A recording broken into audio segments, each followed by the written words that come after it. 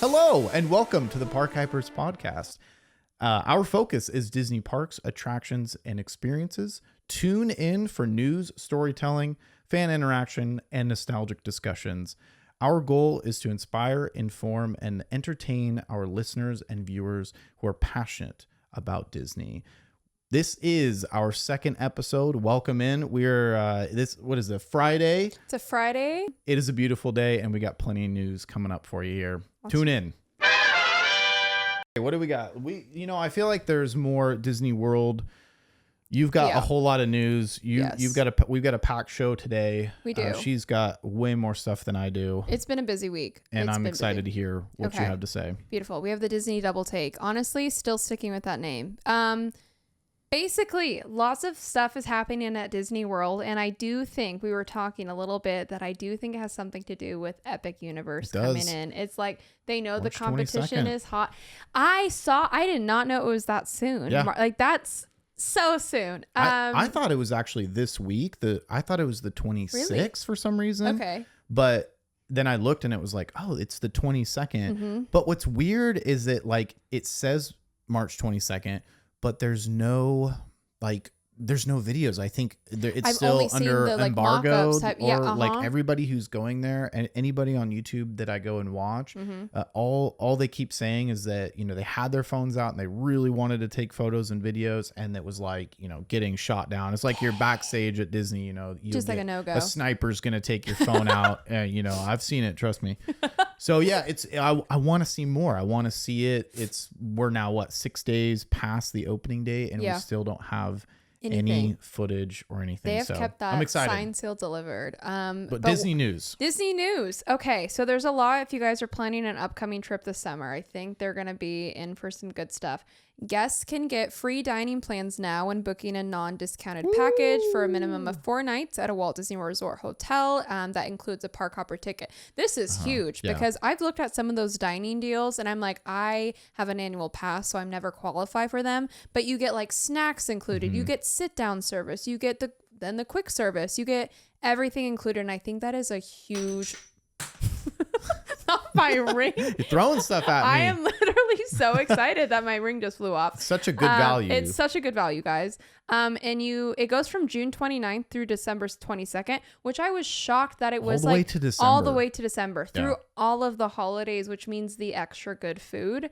So it's open now to book. So again, if you guys are interested in booking a trip, we're going to be getting into kind of the nitty gritty later on about our travel services. So if that's something you're interested in, keep an eye out on that. Stay tuned. And then kids zones, they're all about kids this summer. They're trying to make it the really fun environment, and they're making kids zones in Magic Kingdom.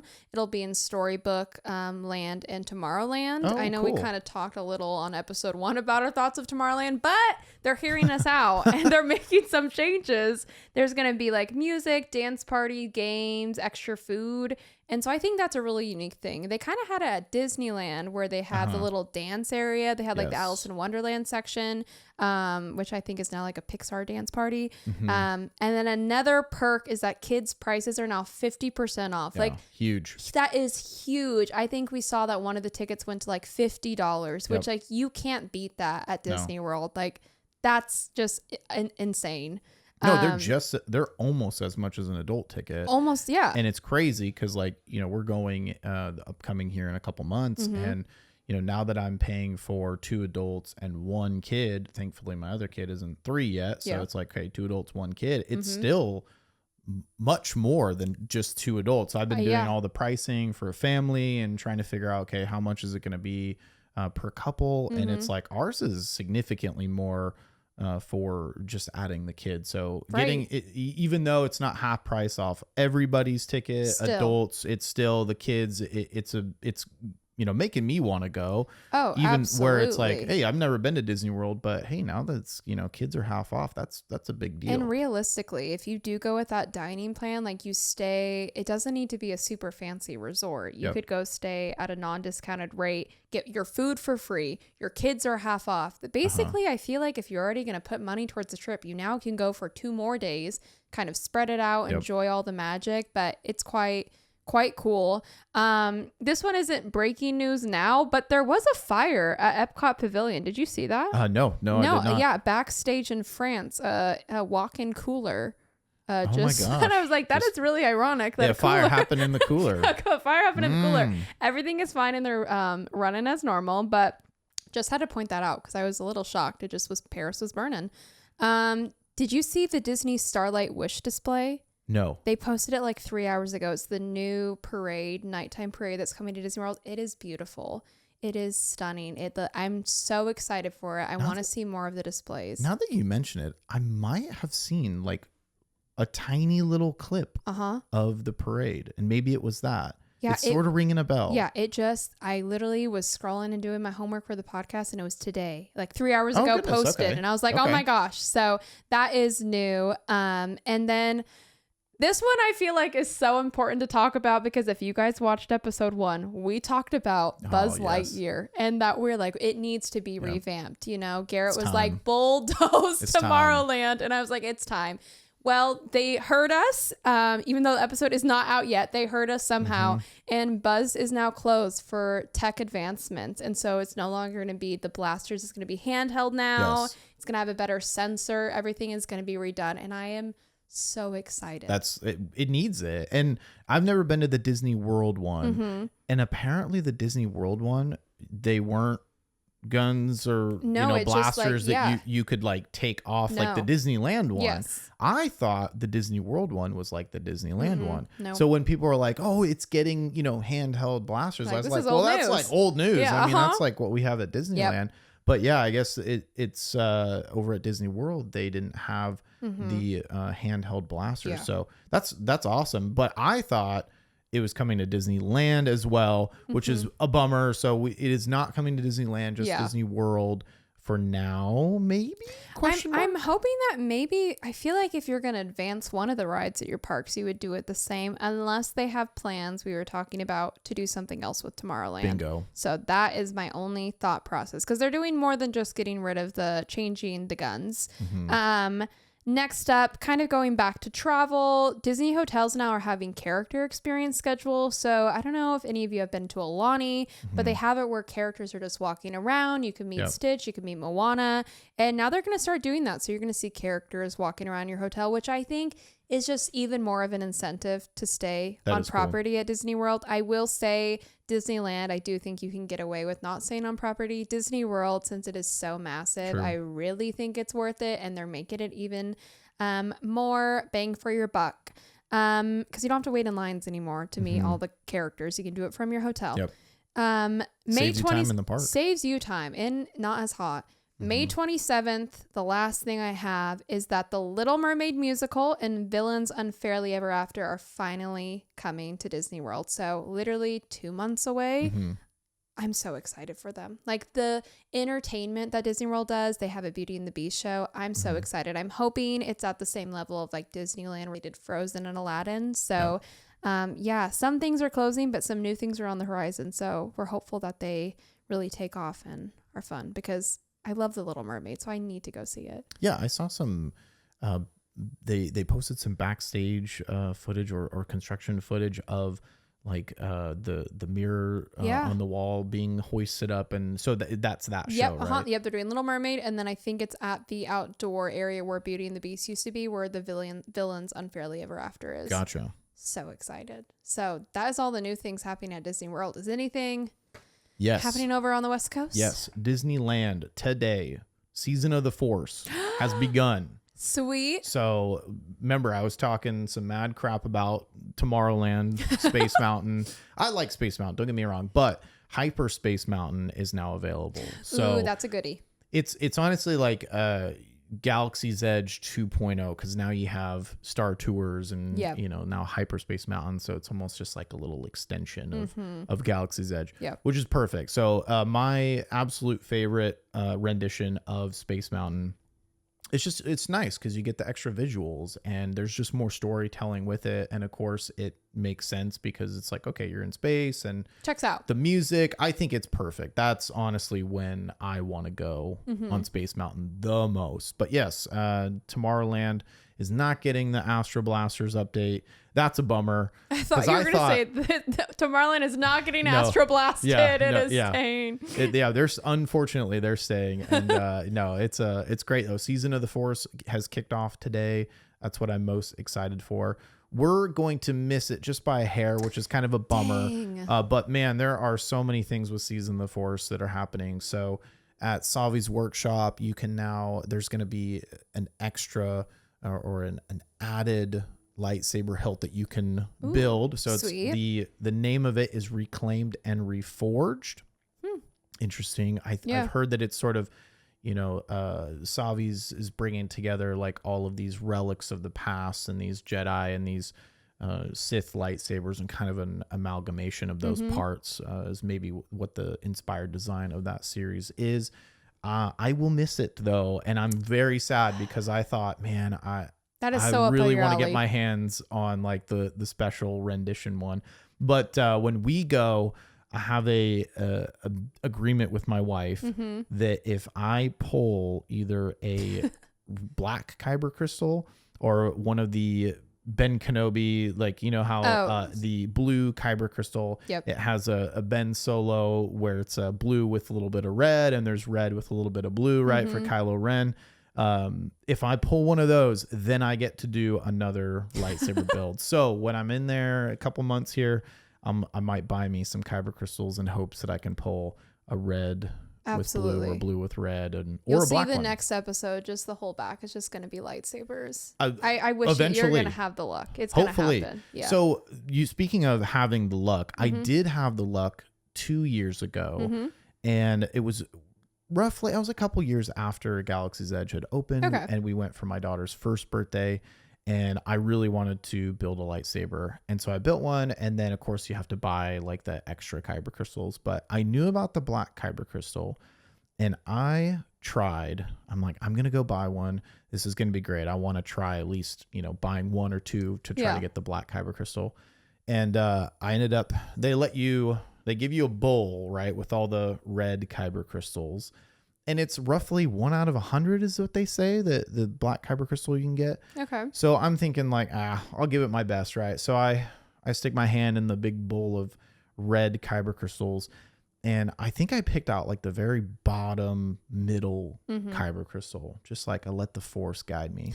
Grabbed it, and then we were in line for we're gonna go get a Ronto roast. Right. A breakfast Ronto wrap. And it's so good. Underrated. And I'm like, I want to open this thing. I'm way too excited. So I ended up opening that and I got a black kyber crystal my very first time, which it blew me away. And I didn't have it on video or anything. I do have a picture, but I couldn't believe it. So I had amazing luck the first time. But then when we were there last year, I tried to get either the Ben Solo or the Kylo Ren kyber crystal. And did not have any luck with that. So I sense it now, though. I sense it's going to happen. You got to take a camera and you gotta vlog it, though. I have to because of this agreement. It has to happen. It's an agreement. Send your best wishes that we will have a lightsaber to bring back. I would love that. Show. We haven't done the droid depot either. Really? So I'm like, I kind of want that to one's do fun. that just for my 4-year-old. Like, I think she would have fun building it, and then I think she'd have fun. We could bring it home, and of course our dog's probably going to go nuts and chase it, which, it's built-in entertainment right there. Keep those two busy for a while. But have you done it? No, yeah, I did it at Disney World.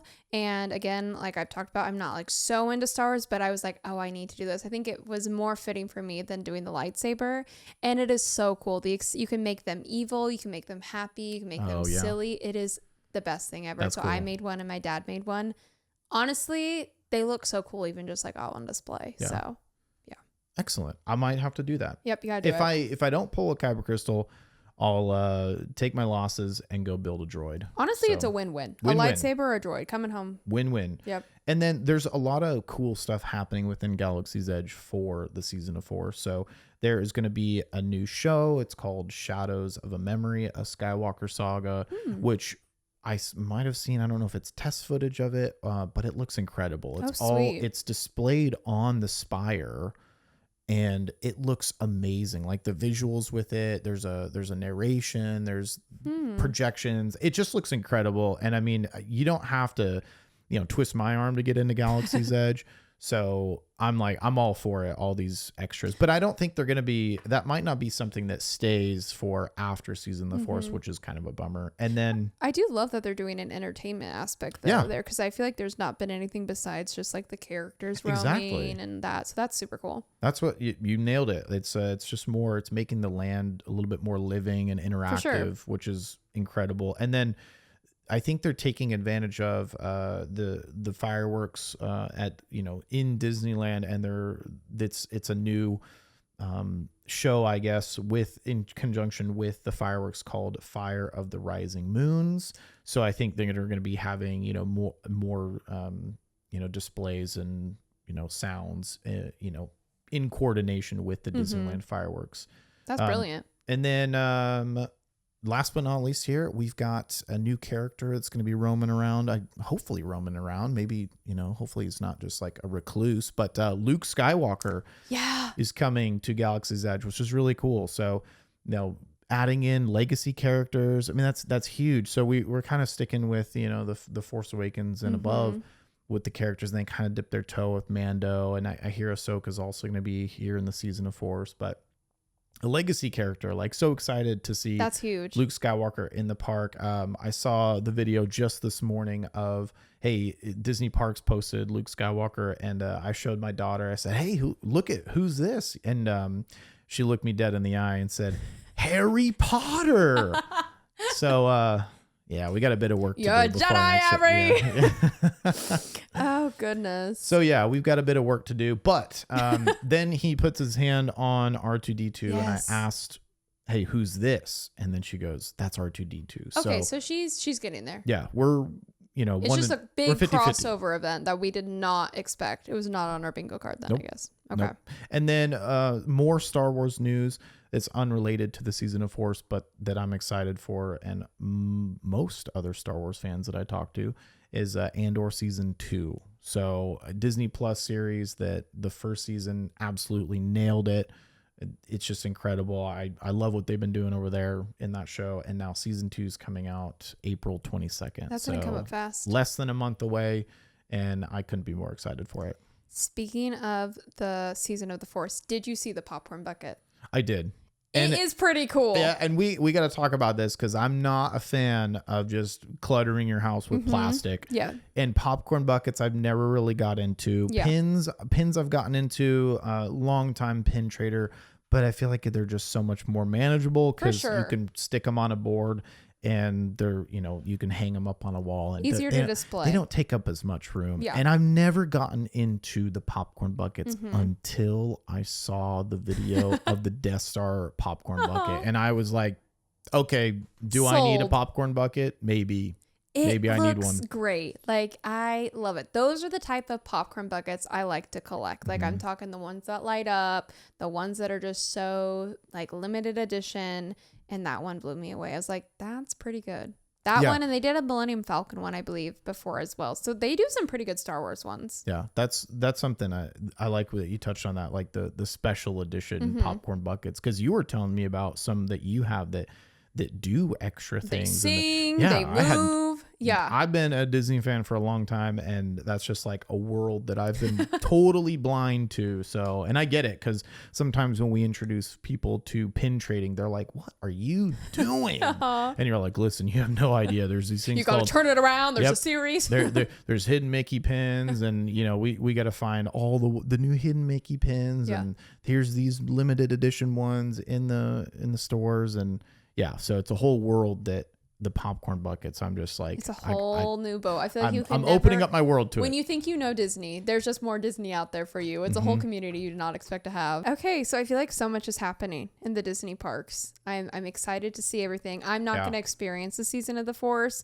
So if you guys experience it, please let us know your thoughts and if anything is standing out to you. And maybe they'll keep it, because sometimes Hyperspace Mountain tends to go beyond it. So maybe if we really hype it up as the park hypers, maybe then they'll actually keep it for us. So then when you guys go, you guys can check it out. I would love for all of these Season of the Force things to stay. Like they just sound so much fun. Like I love just being in Galaxy's Edge and just the little touches here and there. I would love to see it. In fact, I didn't even get to experience when they opened up Galaxy's Edge, they had those shows with I think it was like Rey and Kylo Ren, and up on the catwalks, and they had all these spectacle. Like I never got to see that, and so it's almost been, it's just quieted down. It's almost like, okay, we had these things and maybe they weren't working, but they still kind of have the show with Kylo Ren, which is fun. But it is just such a fun land to be in, even if you're not a Star Wars fan, because you got stormtroopers walking around dissing people, telling them that they're not Jedis, and I love it. And Kylo Ren walking around. I mean, there's just such a presence with those characters. And then I love how Rey kind of sneaks around. Yes. And nobody really notices her. You're like, is somebody dressed up really, really good, or is that her? It is so cool. I love catching her when everybody's kind of like looking this way, and like you can see Rey over here. The last time we went, we had a really cool moment with Rey. We were chilling outside of Docking Bay, and of course we were waiting for our black calf cold brews, which by the way is the greatest thing to ever exist. So we're waiting for those because it's like, they open at 10, and so there's like a line of people, and so we're just waiting there, and all of a sudden Rey just comes out of nowhere and like comes right up to my 3.5-year-old and like my 2.5-month-old baby, and just starts like talking with my kids.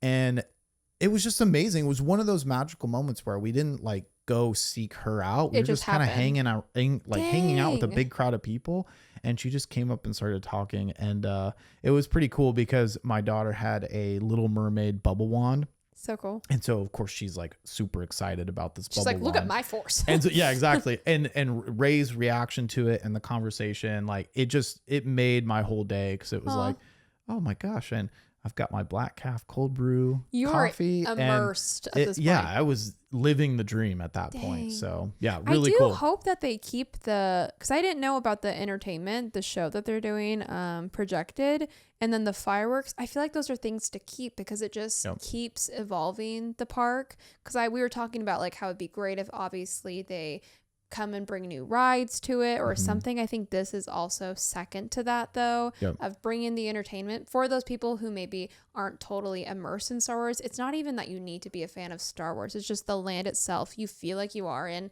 a galaxy far, far away. And I think that's what really helps bring it all together, because I love the characters. Like I love seeing the storm Chewbacca, everything, and then seeing Baby Yoda when Mando was holding him. So I'm hopeful that they keep it. Yep, me too. And also back to your point about the shows. I think it's so cool that they added a show for the fireworks, because for adults or kids that don't want to go fight Main Street for a good spot, it's like you can have a totally different experience in Galaxy's Edge, and be with a different crowd of people, but experience sort of the same fireworks, but in a different show, which is really unique, because it's like, okay, you can be on Main Street and get their projections and their music, show, their music. And then you can be in Galaxy's Edge and get a whole nother experience. So it goes back to, the coming back and your options when you're in the park. It's like, okay, do we want to be over here for fireworks, or maybe you're there for an extended trip and you can do both ways. And so I just love the ability to do that. I'm hoping that will make it so. I know they do fireworks in Small World, and I love to do that because they do the projections on Small World a little bit different than they do on Main Street. So I feel like you said, it's just adding another bit for people to decide if they want to watch them on Main Street or Galaxy's Edge, because I think that would be beautiful. I always love seeing the fireworks of how they like just come right behind the island. So that's super cool. When is that happening? That's now. Yeah, that is Season of the Force started today. Dang. March 28th. So and exciting. Then it's going to be until May 11th. Okay. So you got a solid month to go and do it. It's a solid amount of time. Unfortunately, it's like a little too short right before we go. So, but that's okay. Maybe, hopefully, there'll be some leftovers, as you said. Something. You know, from the season of they the Force. might keep it. I mean, when we went to Disney in January, like end of January, and Small World was still Christmas. So I'm hoping they're keeping some good stuff for people. They're like, we're gonna give you a little extra spice. Yeah, sweet. In breaking news, literally, if you were a viewer of last episode, I did something and I saw Snow White. I went and I saw the movie that I feel like is being talked about so much. It's everywhere. It's everywhere. And I went in and did my homework. We said we would give it a chance. We said we'd give it a chance. You gave it a chance. I have not had time to give it a chance. I also have kids, so that's a little bit harder. Yeah. I feel like I get a pass. I wish it came on to Disney Plus. Back through a couple years ago, they would have it to where you could just buy the movie. Yes. I feel like that made it so much easier for families to watch these movies that are in the theaters at home. I think there's other services where you can do that, but I feel like it'd be so much easier to just they're gonna buy movies through Disney Plus. I think it's gonna be a movie that does come to Disney Plus and streaming services sooner than they maybe hoped. My first feedback for this isn't even about Snow White. It is about the trailer for Elio, I believe. Have you seen this trailer? Yes, I have seen like a tiny little bit, maybe a teaser trailer. Like yes. Not even sure that I really paid like too much attention to it. Yeah, but this like kid gets abducted by, it looks so cute. So I think maybe I was set up in a really good like mood. I was like, oh, Disney's coming back. Like this looks like a good Pixar movie. It comes out June 20th. So that was my this year. Okay. And so I had no idea about it because they were showing the Lilo and Stitch trailer, which obviously looks great. Yes. And then they have this back to back. I'm like, okay, we're getting fed some good movies. Now into the Snow White movie. Here we go. Buckle in, everyone. I again went in with an open mind because I'm like, okay, I paid for 2 tickets for about $30. So I'm like, okay, it just has to be worth that. And I'll let you guys know at the end if I do think I got my money's worth. So you told me you paid $30. $30. And I thought that you went in by yourself. That would be absurd. And then I thought that maybe you bought like 2 glasses of wine with your ticket and your popcorn to like help you every time there's a cringy movie. I just you never know. But it was 2 tickets. It was 2 tickets, guys. Don't worry.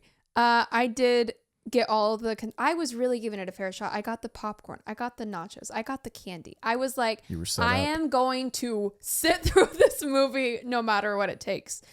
It started off with music and like, okay, we're giving fairy tale in the beginning. I'm like, okay, it's a little cliche, but I'm following. My mom turns to me and says, the music is way too loud. I can't even hear what they're saying. She said that within maybe the first 2 minutes. So now the whole movie was shot for me. So if you guys watch it, sorry, you're going to be like, I need closed captions on or something. I did not understand a word they were saying. The music, like the orchestra, was way too loud. And I know Snow White's supposed to be soft and dainty, but like this just overpowered it. So unfortunately, I don't even know if the music was great. I was curious to go on Spotify and stream it to see if it's like the same. Because even with like the dwarves, like the song was good, but couldn't hear him speak. So that could also be our theater here in town. Okay. I think that it is our movie theater. Okay. So our movie theater is rinky dink and God bless it. But it's like it was built a long time, not like a terribly long time ago, but then there just hasn't been any investment back into it. So it's not a Regal. It's not like a, like a local Cineplex or a Ultra, whatever the heck they have out there. Yeah, I didn't go the full like IMAX movie experience. No, yeah. There are theaters that I haven't even seen that will blow your mind. That friends always tell me about in different states. And it's like, what? It's like the size of, our town that this movie theater is. So our movie theater is, I think that if you get the wrong theater, they have it all wrong, because I've heard so many other people tell me with other movies that the sound was horrible. Okay. Specifically for Oppenheimer, my best friend said it was virtually unwatchable because of the way they mixed the sound in that theater. Yeah. And so anyway, so maybe Snow White will give you a pass on that. So maybe go in, but that was a little ding on my book. I will say, though, the nature scene with Snow White and the animals, this movie did take me back because I've not seen Snow White in so long. I think during COVID, I was like, I'm going to rewatch all the movies. I couldn't get through it. But there were so many parts where I'm like, oh, I forgot that happened. The scene where Snow White goes through the forest and she ends up in this meadow and all of the animals coming to her, that scene could have been a painting and I would have bought it. But it was so beautiful. So I do have to give kudos to like the animators or whoever did that part. It was one of the most beautiful things I've seen. But unfortunately, the rest of it, we are now going into, well, before that part, Snow White, I forgot that a huntsman tries to kill her. And I will say, again, I was giving Miss Rachel Zegler the best, going in with an open mind.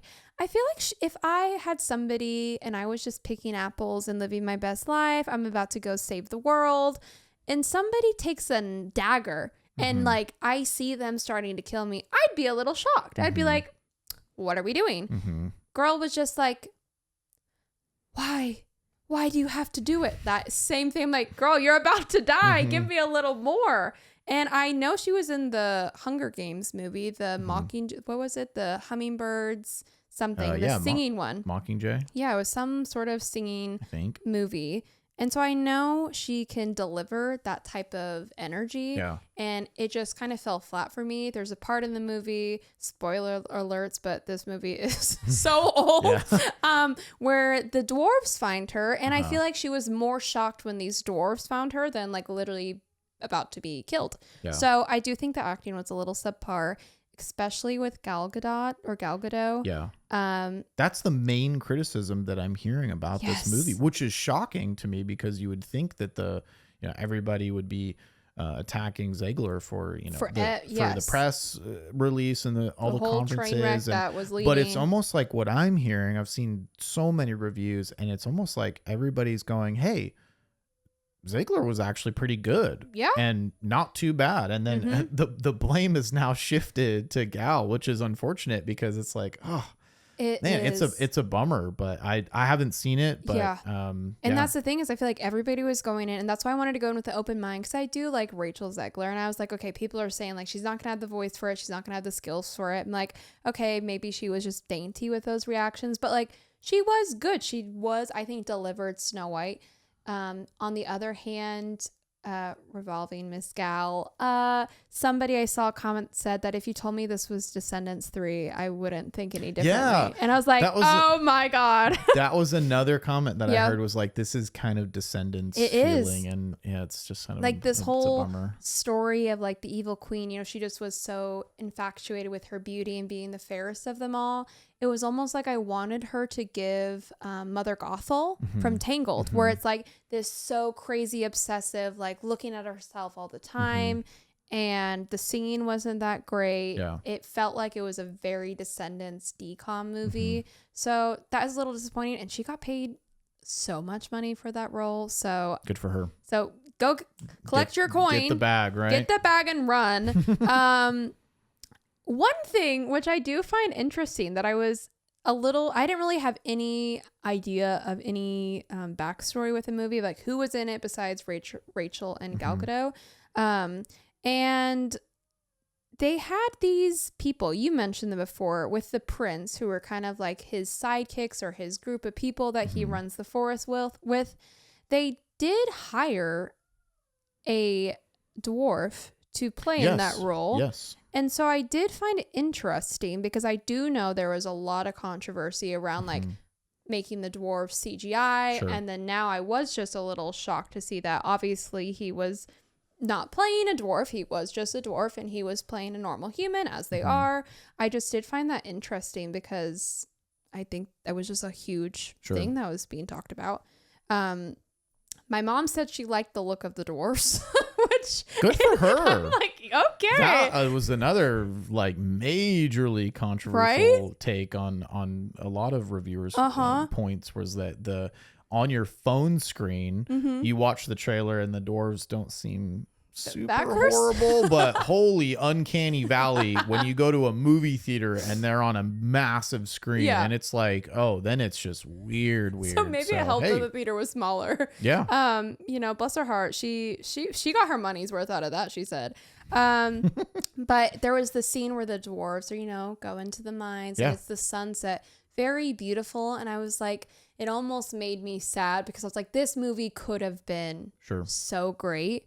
I will say I thought with all of the media that went up to it and the press, Rachel was talking about how like Snow White doesn't need a prince and that this isn't the story. I think out of the live action movies, this is one of the movies that has stayed so true to the original storytelling. Like Snow White still eats the apple. The prince still comes and saves her. The only difference is that they go together to go save the kingdom. When in the previous movie, I think once she kisses the prince, the world is yeah, the dwarves go attack the evil queen. So yeah, the dwarves, they're staying back. The dwarves are, I don't even know where the dwarves are. In the original like are ready to defend. I mean, they go to war, which is kind of cool. Yeah, so that doesn't happen. No, that's what I've heard too. So it was a pretty cliche ending, I will say. I did appreciate though, in the beginning they had an intro. I know some people were like, it all goes back to like who played in this movie. Like people are upset about Rachel, people are upset about whoever. But I did find it actually really pretty how they opened it up and they were like, the king and the queen were in a winter storm and they welcomed a baby and she, you know, withstood the winter storm that came in, so they named her Snow White. I think that was really pretty because I know it usually was like her name was Snow White because her skin was white as snow. I think it just like kind of off the hook got people like, all right, let's get to the point of the movie here. So overall, I gave the rating. Here it goes. Drum roll. A 5 out of 10. Okay. I will say I did expect for me to give about a 3 out of 10. I mean, hey. A 5 out of 10 being if it is on Disney Plus. Yeah. Give it a shot. There was a point where I was like, I think I'm tired. Yeah. But and it's I was gonna say, and you're paying for it too, which I feel like I might have mentioned this in the last podcast episode, but when you're watching something on Disney Plus and it's free, it's included with your subscription, and you know you can pause the movie and go to the bathroom and make your kid a smoothie 6 times and have her spill it on the carpet. You know, I rate movies higher at home because you're at home and you're in control of your experience. To pay for it. When I go to the movie theater, I mean, I want to be wowed. I want to be spectacled. I want to walk out of there going, heck yeah, that my time was well spent here. Like I want to go right back in there. And that was a good time. Yep. Yeah. And then I want to see it either again when it comes out. I always feel like that's the caveat to, you know, that maybe the addition to going and seeing a really great movie is you talk about it in the car. Yes. And then you're just like, that was such a good movie. Like, remember when they did this and this happened. And then you're like, you know what? I want to see it either again in the theater or as soon as it comes out. Yeah, I want to see it as soon as it comes out. So to me, that's like what a good movie to me is like when I go watch one in the movie theater. And I will say there's probably 4 people in the theater. So when I pulled my phone out though, they're selling. When I pulled my phone out though to write notes about it, I was like, it's only been 20 minutes. Like it did some points feel like a little bit draining, but you know, if it comes out, I'm not saying it's the worst movie I've seen. I'm definitely not saying it's the best. I did write down, it said that they made, where was it? They made $94 million so far. So far. Their budget was $209 million. Yeah, it's got a ways to go. It's got a long ways to go. So I think, honestly, stay tuned to Disney Plus because I would not be shocked if that movie came out next month. Like calling it here. Yeah, it's got a long road to go here. So it's giving Descendants. But I really want to see these things succeed. I've not been a big live action lover, so to speak. Yeah. You know, it's hard growing up on all the amazing animated films, and then you get these live action ones, and we compare it to the originals, or we compare it to the ones that we grew up on, and it's just they don't compare, unfortunately, and it's hard to get over that. It's hard to make something that's better than the original. And it's just not something that I've been super into over the years. I have heard that some of the live actions are money makers for them, and Really? I just like I couldn't believe it. I was like, which ones? Because I just like I feel like all these The live only one action I ones feel are like- just kind of like flop after flop after Did Aladdin flop, do so. well? Do you know? No, I don't think Aladdin did really Dang. well. Well, And that was kind of the moment where I was like, oh man. Because I thought that would do well with like Will Smith being the Yeah. genie. I was like, okay, I feel like this is one that we can recreate. But we could dedicate a whole nother podcast to the Aladdin live action. mhm. I'll keep it short and simple, but they missed the mark. They missed it big time when they did not put Proud of Your Boy in the live action Aladdin. If you've seen the Aladdin musical on Broadway, it brought me to tears. It's incredible. That song was cut out of the original. It's such a good song. They put it into the musical. And when I didn't know about this song, but my wife is the biggest Aladdin fan you'll meet. And we went up to Portland to go watch the musical, and it was so incredible. And when that song came on, musical. it was like a tearjerker. And so I was thinking, okay, the Aladdin, It's gonna be like a musical. the Aladdin live action is gonna come out, and I'm like, I really hope they include Proud of Your Boy, and then they didn't. And that's just like, I was done. I was like, Disney, you're on my list I was now. like, you messed up one time, You right? messed with the wrong genie this is lover. 2 mess ups, right? Yeah, I think it gave me hope seeing The Meadow. I was like, I have been saying I wish they were just going to reanimate their movies. I want to see it with the technology they have today, because that, I was like, that's how beautiful Snow White could be, and we could put respect on her name. Sure. But unfortunately, I do think, like you said, I just have not been the biggest fan of live actions. I like them with, I know I mentioned like Maleficent. That was great, the Beauty and the Beast one. But Yeah, they didn't mind are that. just kind of slowly going down, and I'm ready for the new content. I think that's why I got so excited with the new Pixar movie. Because even Lilo and Stitch is a live action. I'm just ready for new Disney magic. I feel like the Lilo and Stitch one will do numbers. Absolutely. I think that one will. And it looks, we were talking about this last week, but it looks true to the original. Yeah. And that actually brings up a question that I want to ask you with when it comes to live action Disney films is, what do you think they're missing the mark with when it comes to live action? Because in my head, I think, okay, if we're going to make a live action remake, do we just do it shot for shot or, about shot for shot, maybe with a couple additions to it? And, do you go that route? Do you go shot for shot, or do you just come up with kind of a newer story? And so I'm not really sure what you do, because do we really want to see a live action shot for shot when we have the original? Right. Or do we want something a little bit different that's that kind of has the original story? So it's hard. Sticking it's hard with to those decide. characters. I don't know Yeah. which one you do, but I want to get your opinion on that. Yeah, I always feel like it's kind of like with music. Harry Styles once said, he's like, why would I recreate the same album when that album already exists? And my brain is like, why would you recreate the same movie when I can just go watch Beautifully that said. movie? And so I do appreciate when it's like, oh, I remember that happened in the movie. I remember that happened in the movie. But I keep going back to Maleficent, that live action. I loved it. It was like, I had the characters I loved. I had a story that I knew, but it was just twisted and a little bit different. And I really gravitated towards that. I think if they did that with The Lion King, I know they've done a bit where they're now like the Lion King live action was like the Mufasa movie. Sure. I've not watched it. But I think like with Snow White, it would have been cool maybe if you did a movie and it's just focused on the dwarves now instead, or something where it's more, maybe her time in the forest is now, we're only really focused on her time in the forest with them. I don't love the shot for shot, because again, I'm just going to go watch the original because it's probably better. We have a good example. Yeah. So. Okay. That's actually beautifully put, because I think that Thank you, Harry nailed Styles. it. Yeah, no, that's great to quote that, because it's just, you're absolutely right. When you have a different rendition and a different take, but it's inside of that universe. For sure. That I think would do really well. So yeah, it's a tough one with these live actions for sure. It's a real toughie. The one thing I am so excited about that is coming to the movie theaters, which we touched about my love for Marvel. You're a big Star Wars guy. I am a big Marvel girly. Doomsday. Oh, yep. Big news this week. Big Doomsday. news. Like, I saw the video. They basically, if you didn't see, they had a video panning with all of the directors type chairs, Right. with all of the names of the actors who are going to be in it. And it was just to name a few. And it was like a 2-minute video. So that there's still plenty that are missing that we know are going to be in it. And then it ends with Robert Downey Jr. Yeah. And I saw Tom Hiddleston's name. Tom, if you're watching, I love you. I am so excited because I talked about how Loki was just my everything, and I think they needed to really build off of that.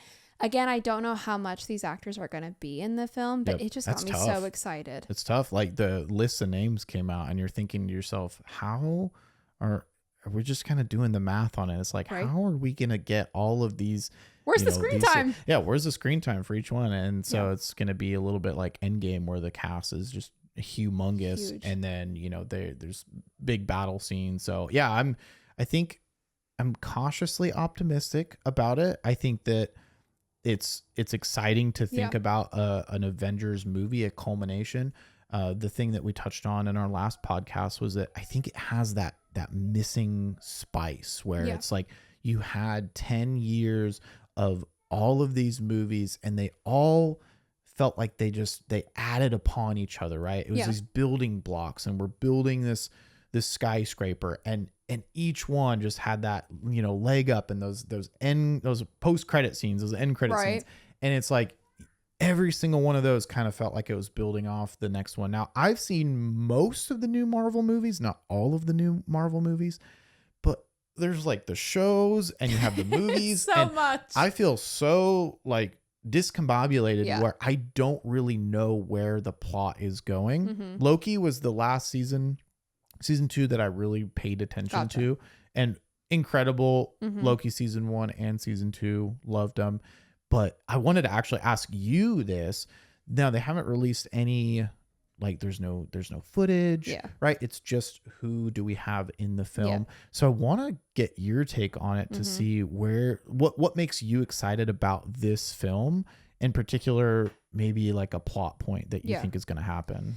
See, my thing is, I feel like seeing all of the names brings me back to like Endgame. And so I think I'm optimistic, like you mentioned, about like, okay, maybe we're going to live up to that hype. I do feel a little disconnected, like you were saying, in regards to like before Endgame, you had all of these movies and you just had a really strong foundation. I feel like I started in preschool and I did the steps, I went through the grades and now I'm in college. Now I feel like I'm in kindergarten and we're jumping to like 8th grade right now, because I'm like, we had Ant-Man, we had the WandaVision show, we had Loki, we had all of these things, and we're kind of scratching it and we're just going straight into the big movie. So I feel like I don't know what to expect going into it. With Marvel, it's kind of like, okay, I know what's the plot and what's happening. I almost need to erase the past like 4 or 5 years of what Marvel has been doing. I'm not super into the comics, so I know like this is based more relevant on the comics and kind of all of that. I just want Tom Holland back. That's what I want. Like, I'm not really a big Spider-Man girl, but like, where is he? Like, MJ needs you. Yeah, he wasn't even announced. No, but none of them were. He has to be there. My theory is they didn't announce Tom Holland. They're bringing him in very last so he doesn't spoil anything. Oh yeah, because if you put his name on it, where I could tell you the whole plot of the movie right now, that is something I'm really eager to see. And then obviously seeing Iron Man and how I had mixed reviews when I saw that Robert Downey Jr. was going to be Dr. Doom. I'm hopeful because I love him and I know he'll do a good job. I think it'll be hard for me to not see Iron Man. So I'm really hoping they do a good job of like, how did we get here? And I trust the Russo brothers they're taking on this project. But that is my one hesitation. I agree wholeheartedly. I really hope that most of Doomsday is his build up and his character, because we don't know anything about him. No. At least with the, phase 1, 2, 3, I believe was the first 10 years.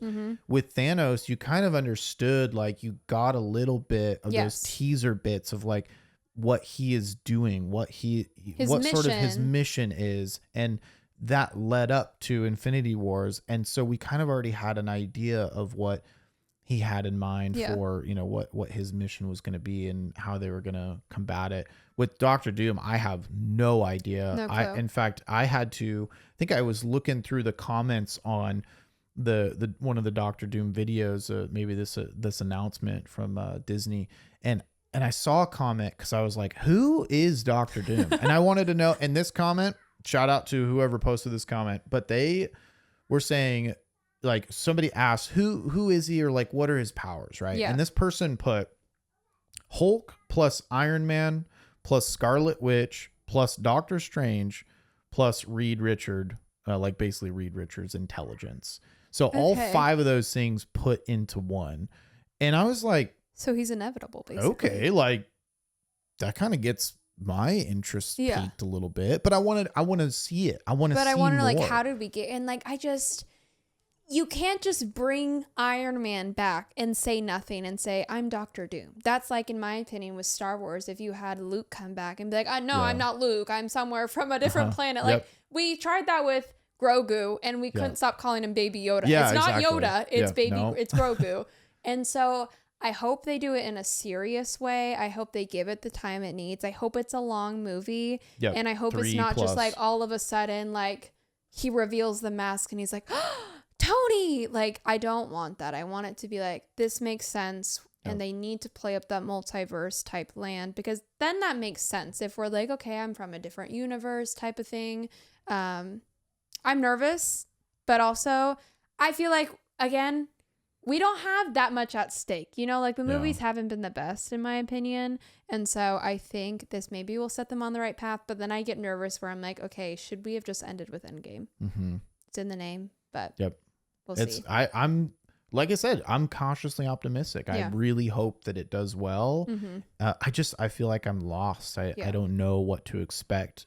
And it's almost like at least with an Infinity Wars, you knew what was, you know, you had your solid characters, and then, okay, you're going into it. You've got the big bad guy, right? You know what it's going to happen. And that's probably just because since then I've had kids and I've just lost my mind. So, you know, I can't keep track of anything now. It's, you know, I can't keep track of Marvel because I'm focused on diaper changes and ounces of milk being served, right? So it's just so different now because I'm not really paying attention to that. So I think that has something to do with it, though I do enjoy the Marvel movies. It's still fun to sit down and watch them. And so I am really excited about this one. And I just want that backstory. I want to know more. I have no idea. And you're absolutely right. The execution has to be perfect on it, because how are we going to go from, if they mess this Tony up, Stark, we're in another multiverse here, and Tony Stark turns into Doomsday. I'm assuming that's what the plot is going to be. I feel like I don't know. Like where are we picking it up from? I know I could just go sit and read the comics, but I feel like I don't even know where to start, and I don't want to necessarily have the movies spoiled for me, because then I don't want to have expectations like, oh, they're going to follow the comic, because I don't know if they are. Right. But I couldn't even think of like where Marvel from Endgame, where we are now in the timeline. Yeah, where exactly. And so I'm like, realistically, you could just jump back and it's right after Endgame. I don't know if the movies or the TV shows that have been on Disney Plus are gonna have anything to do with it. I'm hoping, because I feel like those were the last good storylines that they had. But I'll be interested to see. So that comes out May 26th, I believe, 2026. Next year. Okay, next year. And there is already announced a part 2, right? I don't know. Is there? So I think there Oh, yeah. is. Then it's like Secret Wars is 2028. Exactly. So I was like, okay, wait a minute here. So I think they've already announced it. And then actually I want to ask you a question, because I can't remember when Infinity Wars came out. Did they announce that Endgame was coming out? Like, did we know? Because I feel like when Infinity Wars came out, we didn't know that there was going to be an Endgame. Gotcha. So when, Thanos snaps, we're like, wait, is happening? That it? Is that all we're getting? But I can't remember if we had seen a timeline post and, okay, here's Infinity Wars and then here's Endgame. I can't remember that. So it's almost like I've seen now that we already have announced part 1 and part 2. So maybe that kind of, oh man, like we kind of already gave away. Like no, it's not like actually the end. Yeah, I'm not sure. I feel like I would have to go back and watch. It always says like this person will return in this movie. I feel like I remember leaving that theater a little bit too depressed to feel like they could go back and fix it. So I think it'll be interesting now that we know.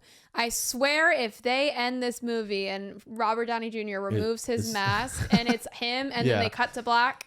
Yeah. Come on. Is this is maybe an early theory that I have of like what they're doing with this movie, but do you think there's a possibility that he's just this, like I just read off his characteristics of like all these different characters.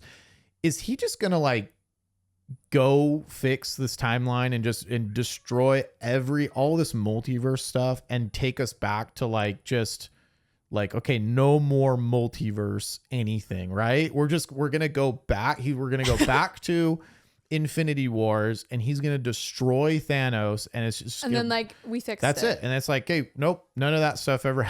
Like, honestly, I know what is the plot of this. Deadpool and Wolverine, they even mentioned they're like, I mean, his whole plot, like Deadpool was like, I'm Marvel Jesus, like I'm here to save you all. And I think they have to kind of do a bit or something. Like if you're gonna say, forget everything we've done the past 5 years, bring back Marvel Jesus and have him come save the day, and then you guys can get to work, because I don't know how, again, is there a multiverse? If not, they wasted a lot of time and money. The Tom Hiddleston hit Loki coming back to me. I was like, after just watching Loki season 2, I was like, okay, now he's kind of in control. And forgive me, but I'm not like a huge Marvel nerd here, but he's sort of sitting on the throne of the tree of life. He's like the timeline, keeper or so. The timekeeper, is he just gonna get destroyed like in Infinity Wars when?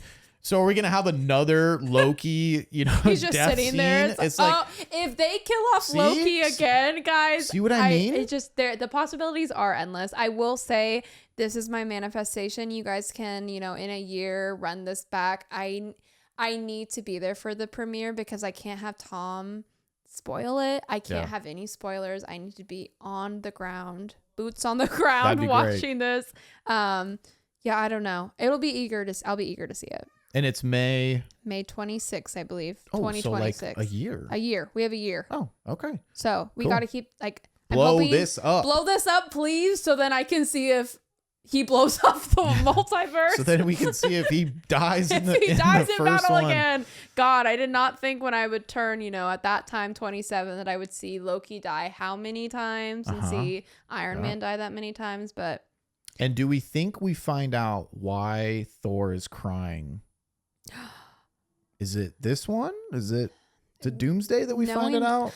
Sorry, guys. A corny joke. My bad.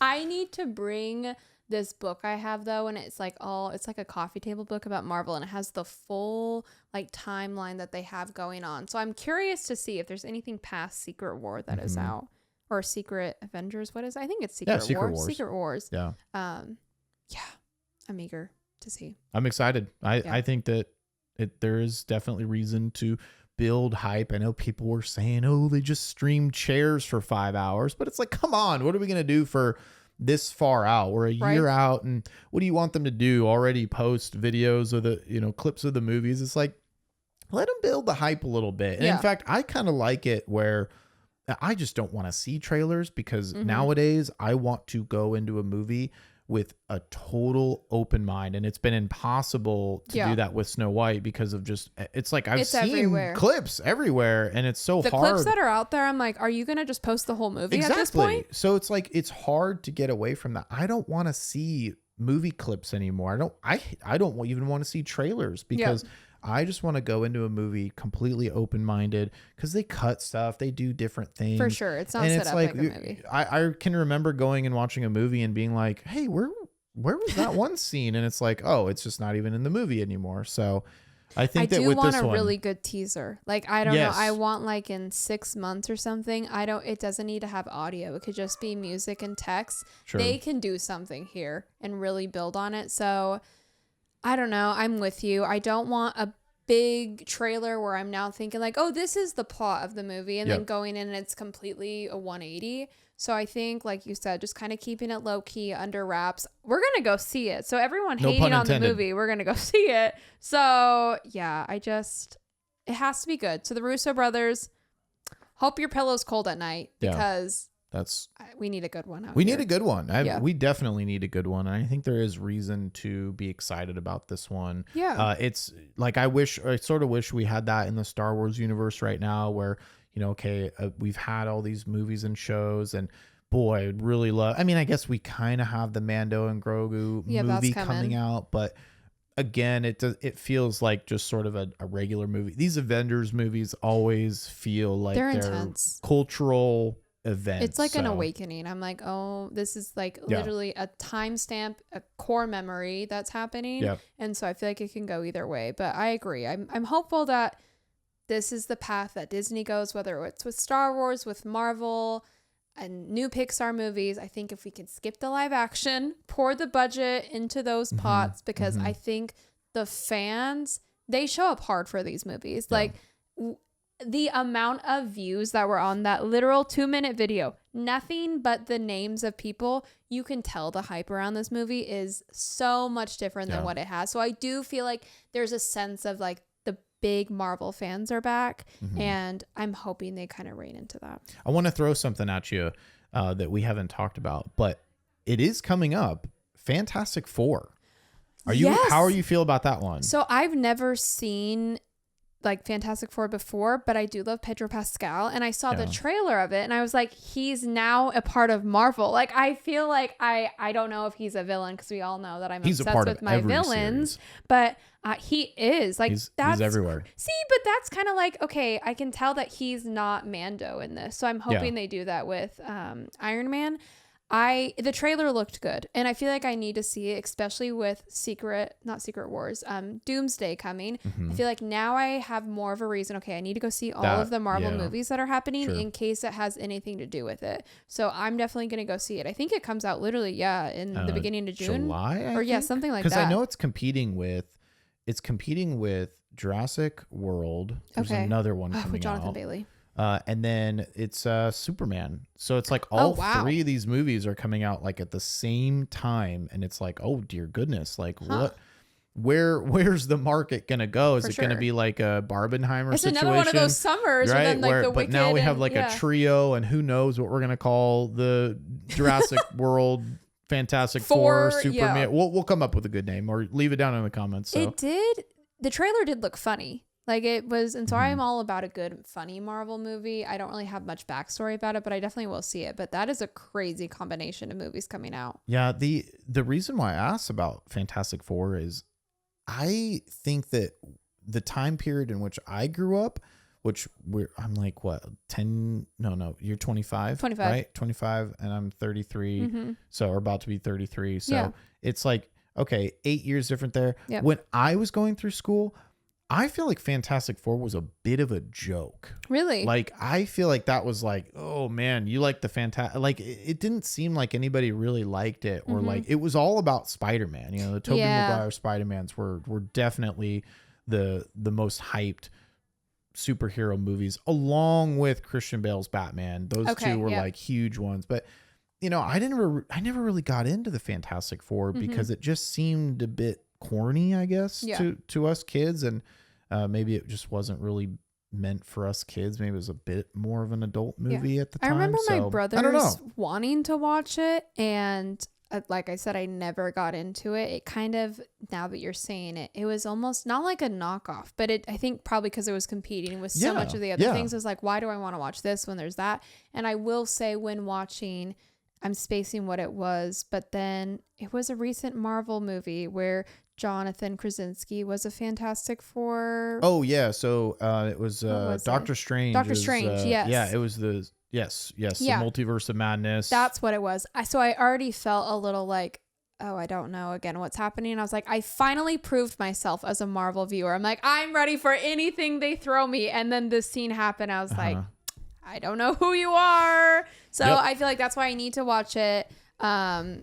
And maybe we'll have some connection. But yeah, I agree with you. I'm not a big, I don't really know the storyline at all. That's actually a good point, because now it's like they've had a movie with that character, and now he's like a different actor. Right. So it's almost like, whoa, we got whiplash here. The multiverse better be real, or we have some explaining to do. What is happening here, right? Yeah. So both the sexiest man alive, Jonathan Krasinski and Pedro Pascal. So something about Good the for those Fantastic guys. Four men. So There you go. yeah. But next, yeah, we have some good movies then coming up. Just gotta wait some We time. do. We do. We're leaning into the summer blockbuster months here, which is exciting because though I might not make it to the movie theater with the kiddos, I'm still excited. Maybe we'll fall get out Disney for Plus. a date night. I have like $100 in Regal gift cards that I'm just dying to use. So this summer will be a good opportunity to do that. Not use it on Snow White. I hope I can use I hope I could use it for concessions. Concessions. Probably not. Concessions will keep you through the movie. Yeah. Okay, so this is a total side tangent, but I just remembered. Season of the Forest started today, right? And I don't know why I didn't have this written down, but the 20th anniversary Revenge of the Sith is coming out. And I saw the poster just came out this week of like Regal's poster. Speaking of Regal, not a sponsor. Sponsor us though. But they had like a Darth Vader helmet sipper with like the popcorn bucket. And again, back to this whole popcorn bucket thing. I hate plasticky clutter in the house. But I saw that popcorn bucket and I was like, we're slowly turning him to the dark side over here. Cue the red lights in the back because he's coming to the popcorn side. Maybe I need it. But I saw that it's apparently only playing in 40X theaters, which are like the like the bumpy seats. Yeah, exactly. Like, 4D experience. Yeah. And we don't have a single 40X theater in Oregon. So no. Yes, but that's disappointing. Here's the caveat to that. So when we go on to our Disneyland trip, it's in May. We'll be there in May. Catch your drift. And I'm like, I need to find you got to go during a nap time. 40X theater that's in Anaheim. There has to be pronto so that I can go get that popcorn. Better buy your ticket soon. The tickets aren't available yet. I looked and they don't even have the list of theaters. Like, come on, give me the list of theaters. You're going to tell me what theaters they aren't in. At least tell me where I can go. I know. So I think that's so sad. I was actually excited. I saw that and I was like, that's like my favorite Star Wars movie. And I was like, how do you, I get wanting to put them in that, experience, but for the people who don't have it, at least let us have something. Yeah. And I've never been to a 40X theater, so I'm just like, that's intense. Is it going to be like burning hot on Mustafar? The Anakin's getting destroyed. It's like, I want to know. I'm so You're about excited. to be a s'more. Like, what? Yeah. My leg hair is burning off right now. It's like when you watch Fantastic, you're like, oh, it's a little hot here. This is immersive. I like this. So I've never been. I think the closest thing to a 40X theater I've been to is the Universal Studios Hollywood. And I think the Shrek show was like one of those shows where it's like, the chairs moving and whatnot. That was a long time ago. I'm dating myself. That's like that's probably gone now. And the Hogwarts School of Witchcraft and Wizardry has, I think, replaced it. Garrett's about to come back from his trip, y'all, with a lightsaber with popcorn buckets. And it's just going to be, he's going to be doing his haul for the podcast when y'all get back. Absolutely. Yeah. 100%. And hopefully I grab one of those kyber crystals. That would be pretty cool. We will videotape it this time. The last time we were there last September, I did it and the video didn't turn out so well because it was just a regular one. So wasn't as magical. It's gonna happen. I feel good energy from I can't tell you how stoked I was to pull a black kyber crystal. That's crazy. That was like, I channeled the Force. So really side tangent, that morning had to be the best morning I've ever had in of any Disney park day I've ever had, because not only was it just like, okay, that one moment, but we woke up early for rope drop, which we hardly ever do with kids anyway. It's like, that was a tough morning. Sleep in a little bit, right? Yeah. And we got there for rope drop. We went straight to Rise, and it was just kind of a walk on. So I get to walk through the queue and experience that, which I'd never done before. So like I got to walk through the whole queue. It's worth the line. And it's like the line was moving, and there was never a spot where we just like, we're standing and waiting or Twiddling sitting. your thumbs. But amazing queue. And then of course you get to like the pre-show, the pre-show with Rey and BB-8, which I love BB-8. He's like my favorite droid. And then, we do Rise. Okay, that was incredible. And then we get off, and then we go to Smuggler's Run. And then me and my brother, who are both Star Wars nerds, I get left pilot. He gets right pilot. Oh my goodness. And I had never piloted before, but I am like a huge aviation geek as well. So I love flight sims and flying. And I was like, yes, I really want to fly this thing. Yeah. And just the fact that like just hitting the hyperdrive, it was like, that is such a cool experience. And so, okay, when you're like, you know, a gunner, right? Or I'm always the engineer. Yeah, I'm like, or an engineer. Guys, you're on your own. This ship's going down. It's different. It is what it is. I wish they made it a little bit more interactive for the gunner, especially because you're just like, man, you're just, you know, or you're just holding the button, you know, for those that don't know. But the pilot spot is elite. You know, I love the idea, left, right, up and down. That's super cool how you have two pilots. Makes for some fun times when you're with people who are not communicating it. But yeah, then we did that. And then we got off of that ride and I went to Doc Ondar's, grabbed a Kyber crystal. And then I'm like in line for that breakfast Ronto wrap. That's how the morning was? And that's literally how my morning was. And that, of course, it was before 10 a.m. That was all before 10 a.m. So I couldn't even get a black calf cold brew. But yes, that was all in the morning time. And I'm like, I've never been so buzzed with Disney energy. That's pure the force, hype. My guy. That's not even Disney. That's just the force. Dang. Have you ever done Chewbacca mode on Smuggler's Run? Okay, so we're going in like a month and a half. I want to do that. That's actually on my list of things. So, and also I haven't been to Oga's Cantina. I've been. I know. So I've been to Disneyland 3 times since they've opened. Yeah. But we've had the kids and we've just blown past it. Yeah. However, I'm pretty sure you can bring kids in there. I think you can because they have like non-alcoholic drinks too. So I like booked us like 10 people and it was, I think it said like, you know, all ages. And I was like, now's my chance. Why did I not know this? Yeah. So I do have a reservation for Oga's Cantina. So maybe that's the day you'll pull the crystal. I hope so. So that's, you got to just set it up for all good vibes. I will chug a fuzzy tauntaun and then go spend all of my money at Doc Ondar's. Yes. I'm going to get a picture in our group chat and it's either going to be a droid or a lightsaber. I'm like, you'll know. I'm going to know what's happening. So I'll get the inside scoop. No, but you need to go just ask the cast member, do not press any buttons. Because whenever we wanted to do it, bless my friends who I go with, but they're just like, and I'm like, guys, we were so close to Chewbacca mode. It is the best mode ever. You need to do it. It just makes you've it done so, it. Oh yeah. Oh my gosh, it that's makes so cool. it so much more fun. And like you're just it's exactly that, guys. Welcome to Chewbacca mode for the rest of the podcast. I'm here with Chewbacca. Yeah, no, it's definitely worth doing, especially because like when the line's short and like the cast member just goes ba ba ba ba ba, boom, Chewie's here. Love it. Oh, so they do. Oh yeah, I didn't even have to do it. I know there are videos out there where it's like right pilot do this, left pilot.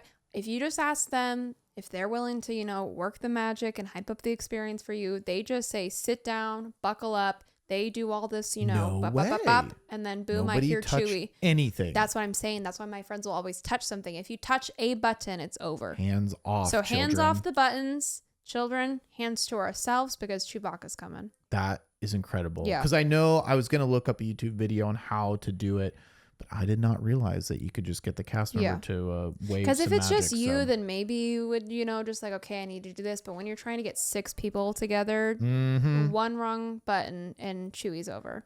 That is good information. Yeah. That's why you tune in to the Park Hypers podcast. Because we got you. We want to make it the most... Good tip. The best experience ever. I thought for a second there you were talking about Oga's Cantina not pressing any buttons, and I was over here going, "Oh my gosh!" Like, how far in? Write that down. Write that down. Okay, like there's buttons to be pressed in Oga's Cantina. No, but Oga's Cantina, we went in Disney World and it was a big family trip and we were all like maybe, I don't know, we were still underage. And so I still even had the like best time ever. They have the coolest mocktails ever. We got them in like little porg glasses. They're like bubbly and fizzy. The music is there. Everyone is having the best time ever. And you truly feel like you're there. And so I could not imagine like as a Star Wars fan what it would be like stepping into that. That's kind of why I'm like Avengers Campus. I know what you can be because I want the same experience that you get when you go into Galaxy's Edge. Yeah, but I will say go with some food because the food, they had like some nuts and stuff like that, but there's not like anything to really like. That's what I noticed. It looked like they had some snacks items, but honestly, I'm just there for the drinks, to be honest. They're for a good time. I hear, is it the Bespin that's really good? There's like a Bespin drink I feel like is that people love, but then the Fuzzy Tauntaun is just an excellent name. I feel like I've heard that those two are like the best tasting drinks. So I am excited. That is a thing that I'm going to check off my Disneyland Galaxy's Edge bucket list. Yeah. So I mean, it kind of makes me want, honestly, to make like multiple reservations because it just seems like one of those things where it's like, you want to experience it more than once. Oh, yeah. I do think it's one of those experiences where like every time you go, it'll be a whole different vibe because obviously like everyone around you, we sat at the bar.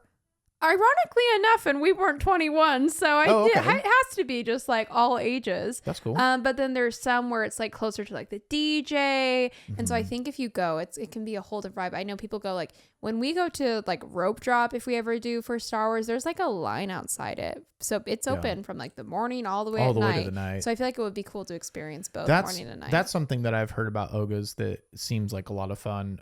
If you're adults going to Disneyland, is you book the last reservation for the day and then you're at Oga's and then like the park is empty when you're walking out. That's sweet. And I've seen people do this and I can't recommend enough. Like that is something that everybody has to experience, like walking through a Disney park when there's nobody else around. It's incredible. It's why when I worked there, it's one of the most magical experiences that I could ever have is being on Main Street, walking up to the castle and walking into Frontierland on my route to drop off all these linens behind Rancho from the plaza. And it's like people would be fighting over this job because it was like, you know, instead of cleaning dishes or scrubbing everything, it's like, I want to do linens because all I got to do is, you know, walk from A to B, take this bag and on the dolly cart and go take it to Rancho. And it's like, you could take your time. And this was like at, you know, 1:30, you know, we'd get off at like 2 a.m.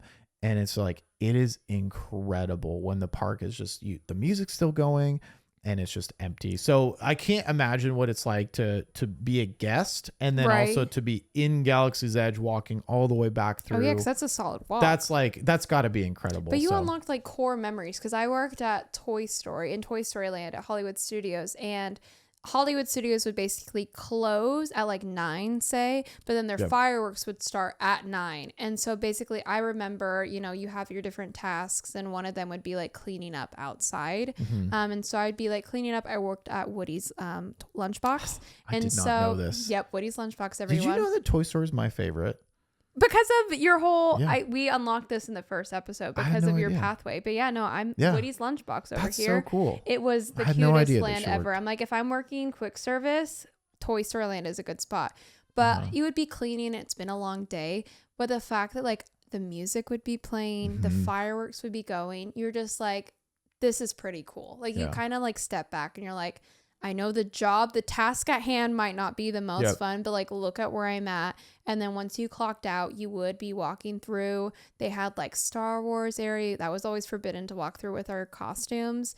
But just walking through the park with nobody there and the lights are still on. Yeah. It's a whole new experience. At Hollywood Studios, you could walk, just wherever you wanted. So if I worked at Toy Story Land, I could walk anywhere but, Star Wars because of the magic, because it kind of acted like it was a Hollywood set. It was so cool walking around before your shift started and you just saw all these guests interacting. It's like, oh my gosh, I feel like I'm just like on a secret mission over here. So much fun. We will dive way more into our times working for Disney. There's so much. We will both probably have a dedicated episode. I think so. For our experiences, but yeah, that just touches on the tiny little bit of added additional Disney magic that we both kind of have now that we have worked at the parks, and that's like what makes the parks even more special for when we go the next time, because it's like, hey, I remember, you know, a lot of the times, you know, working over here, working over there, and just makes you appreciate it so much yeah, more. it And then when makes- you go, you're like, I remember that. And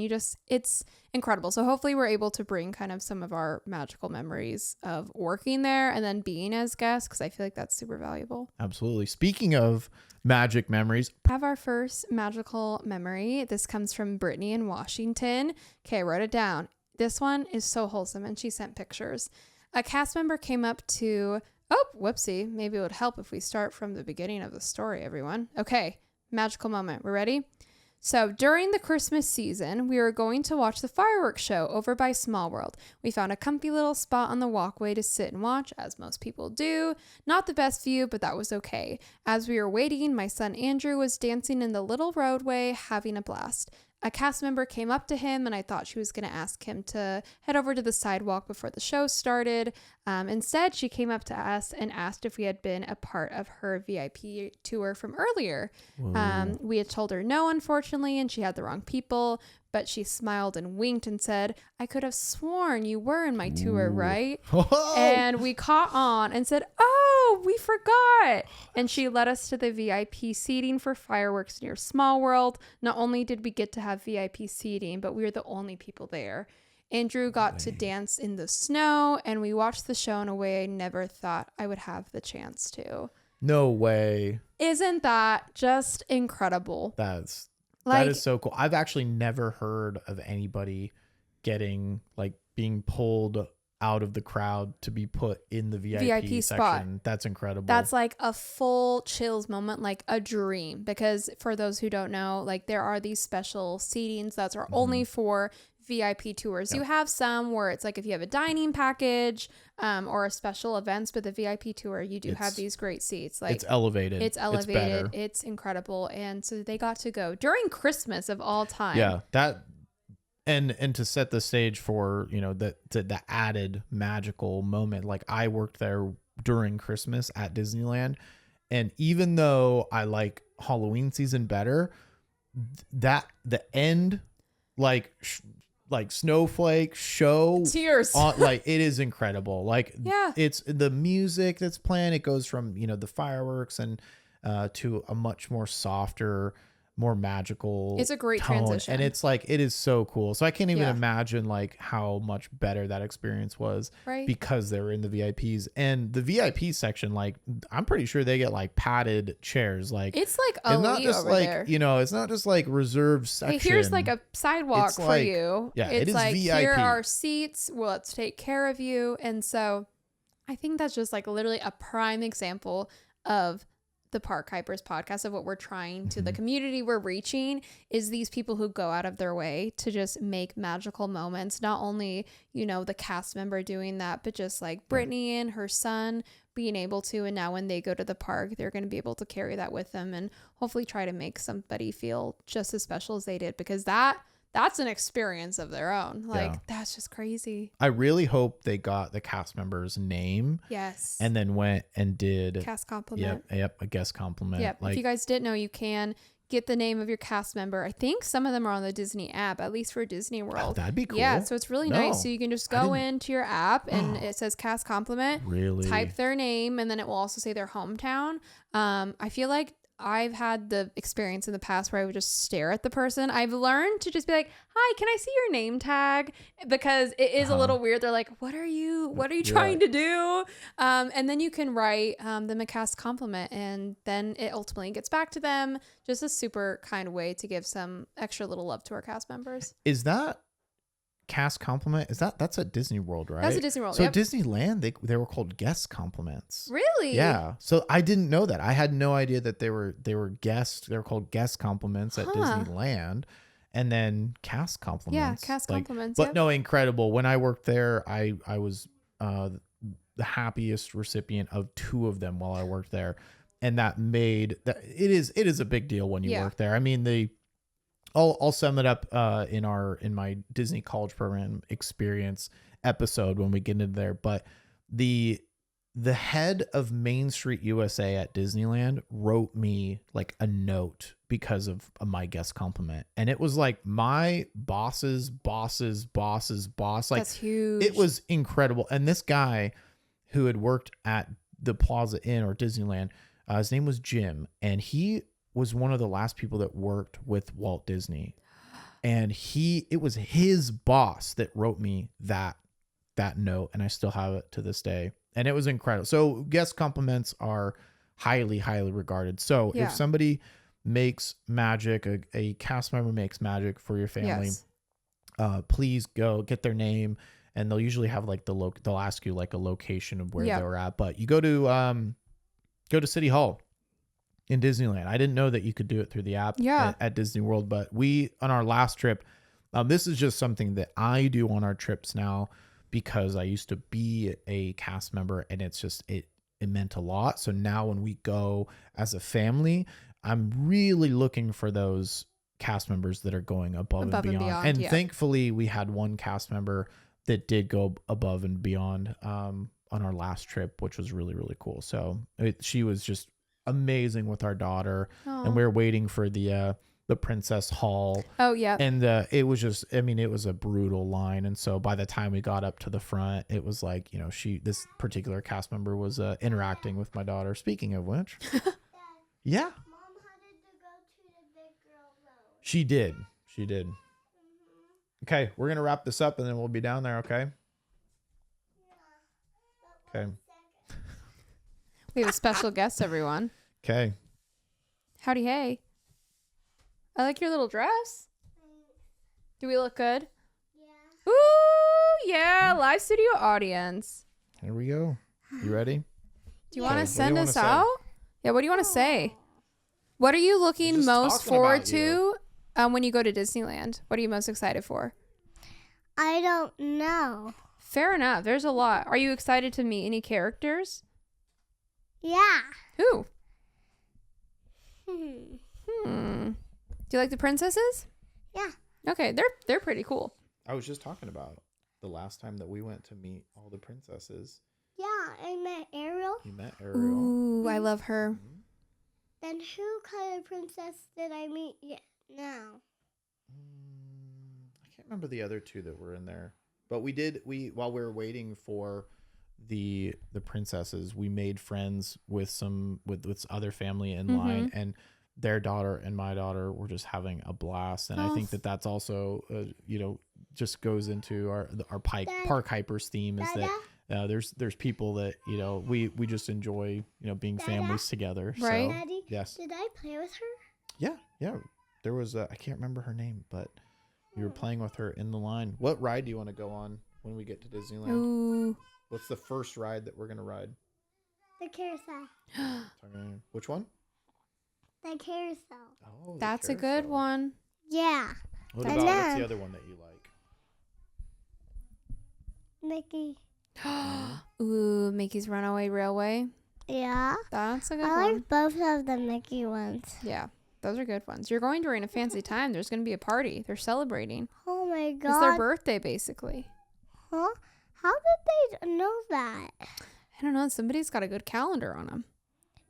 Yeah. You just knocked me on it's their it. anniversary. Yeah. 70th. 70 years. Mickey Mouse has had that for 70 years. That's crazy. Okay, how did they know? Okay, we are almost done. Okay, so I'm gonna send you downstairs with Grampy. Okay. No. Come on. We'll be done in probably just like 5 minutes.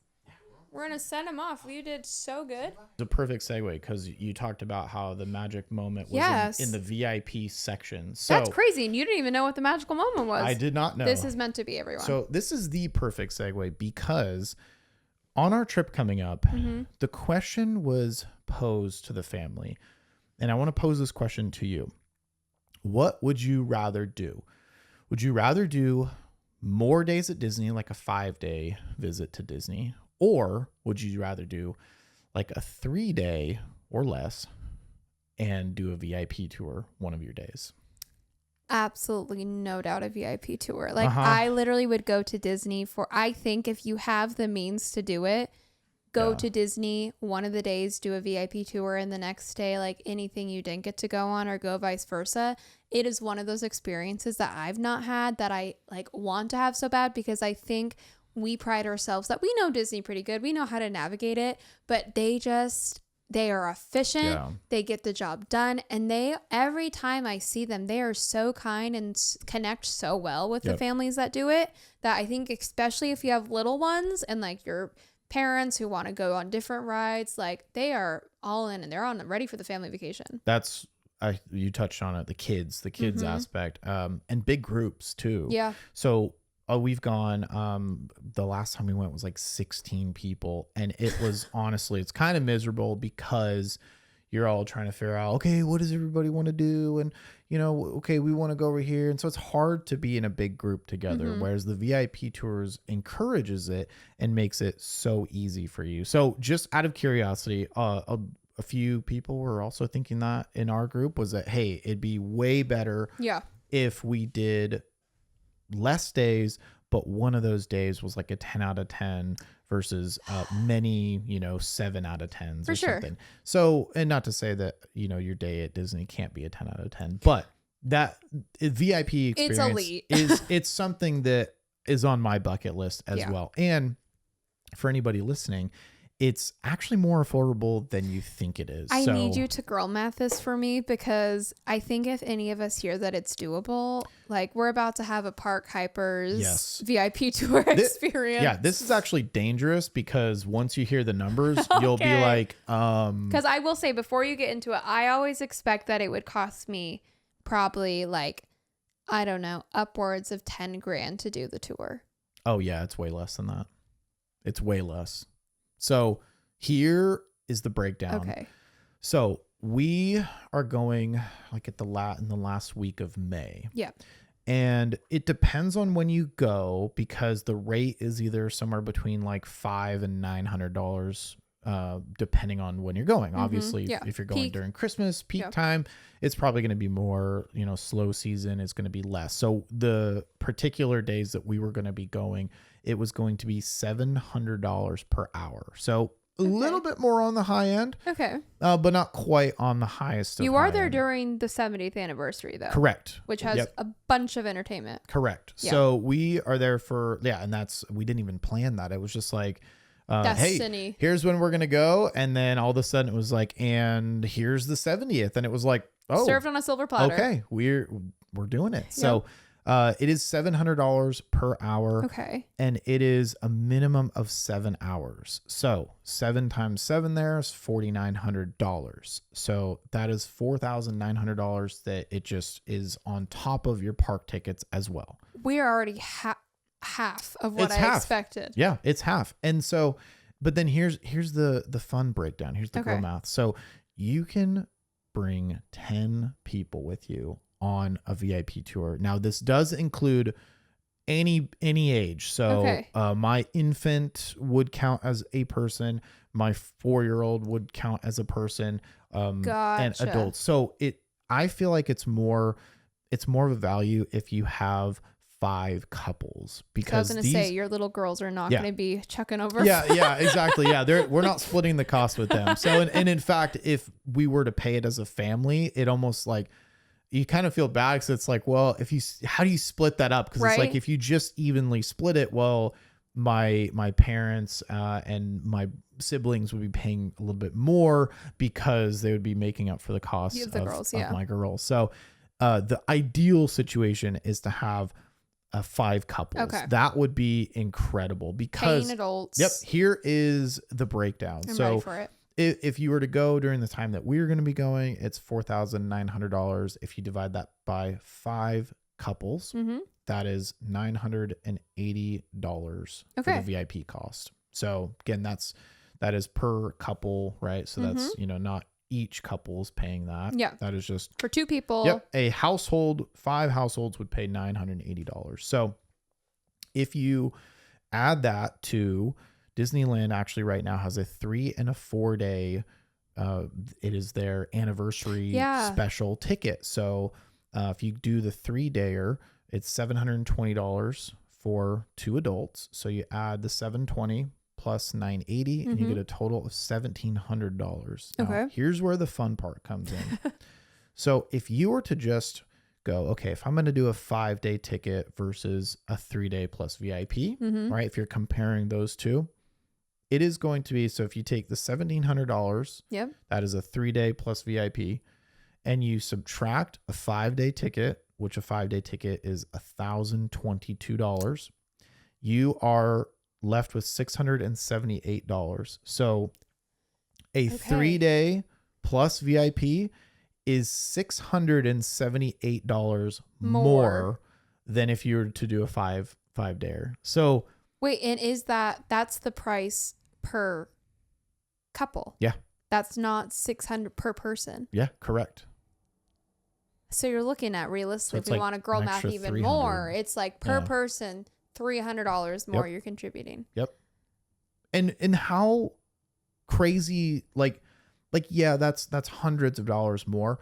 But if you think about the experience of a VIP, absolutely, and just the peace of mind that you're going to get, like that's not, like, save up the money. Like, I feel like especially if worth you are going during a time where it's like, okay, I'm going to go see Paint the Night. I'm going to see the new fireworks show. I'm going to go do XYZ.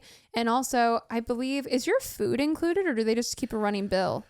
I don't think the food is included. Because I know that they just go up and they get your food. Yeah, it's so efficient. I have heard that when you're like riding rides, they'll go up and grab snacks. Yeah. And I'm not sure if they just, bake that into, your tab, so to speak. If they just like, hey, you tell them, hey, I want to, get this or that. And they just grab it and they kind of put it on the tab. I would assume so. I wouldn't assume that Disney would be Sounds paying. like I would be eating all those churros. Yeah. I will say, I feel like that's worth it because in my opinion, you're getting, I don't know, it would be interesting to see like what would the best day be. I feel like you go in with your family, kind of get used to it and then do the VIP experience and then kind of you can reminisce on it on the third day. Yeah. But I think I would so much rather go for 3 days and have a VIP tour guide. Yeah. You're going to get on all the rides you want. You're going to Yeah. not have to wait. If you think about it, if you go for those 2 extra days, how many hours are you going to spend waiting for rides? Yep. How many hours are you going to spend waiting for food, waiting for entertainment, especially with a group that big?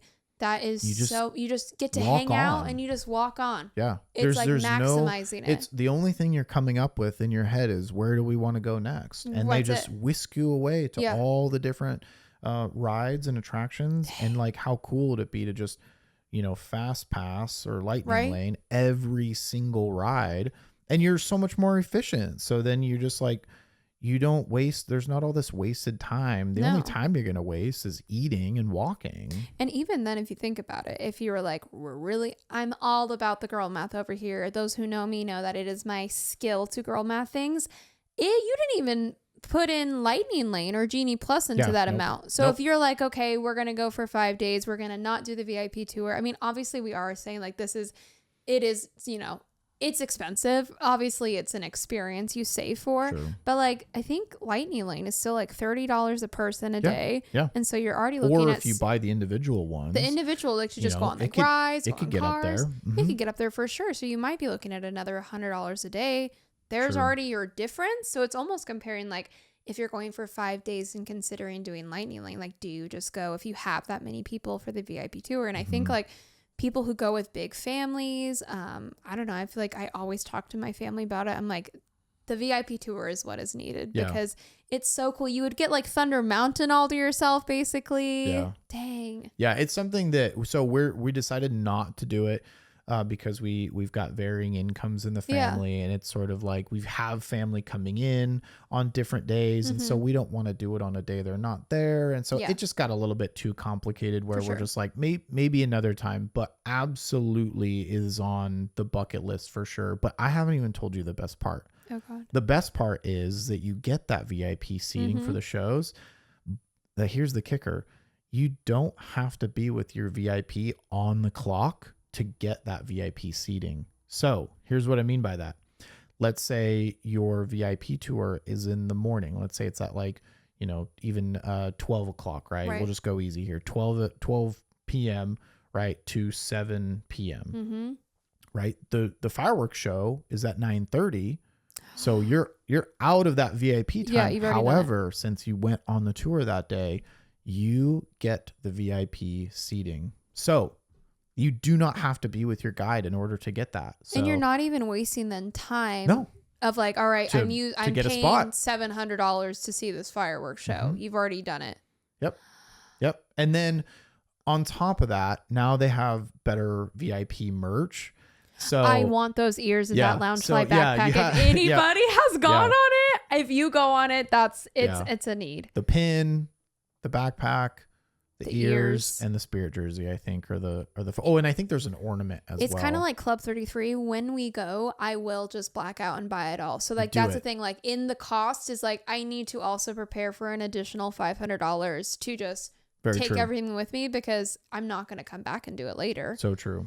Dang, well, that's brilliant. Honestly, my mindset would be to start after breakfast because I'm like, we're saving our time. Like eat breakfast at your hotel, at the park, whatever you may do. Start it. Then you really only got to do lunch, right? Yeah. Right? I don't want to do it when it's like a 5-minute wait. No, I want to walk past everyone and everyone's looking and they're like, and I always do that. I always play a game. I'm like, are you famous or rich? Yeah, famous or rich. So I always have wanted to do a VIP tour because I'm like, then people would play the game with us. Absolutely. And so I'm like, guys, well, don't put too many people on the secret because we don't want them to raise their prices. But go play the game, rich or famous. But you don't even have to be. You don't even have to be rich. It's honestly rich. No, it's famous or kind of smart. Yeah, it's if you're already going, the Disney prices aren't that astronomical. This isn't, it's not even for a bucket list experience. Yeah, for a bucket list experience, and your family is going to have such a better time. Oh, absolutely. I think that's a huge win for people, especially like if you have people who are like, I want to do the parade, I want to do the fireworks. Well, there you go. And